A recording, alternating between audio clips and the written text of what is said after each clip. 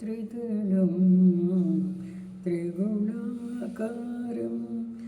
त्रिनेत्रं च त्रियायुधं त्रिजन्मपापसंहारम् एकबिल्वं शिवार्पणं त्रिशाखैः बिल्वपत्रैश्च यच्चित्रैः कोमलैः शुभैः शिवपूजां करिष्यामि एकबिल्वं शिवार्पणम्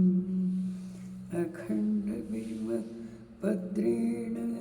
पूजिते नन्दिकेश्वरे शुध्यन्ति सर्वपापेभ्यो एकबिल्वं शिवार्पणम् सालिग्रामशिलामेकां विप्राणां जातु चार्पयेत् सोमयज्ञमापुण्यम् एकबिल्वं शिवार्पणम् दन्तिकोटिसहस्राणि वाजपेयशतानि च कोटिकन्यमादानम्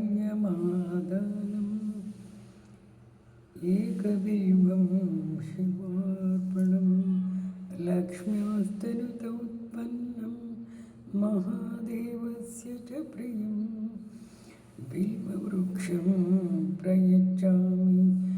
एकबिल्वं शिवार्पणम्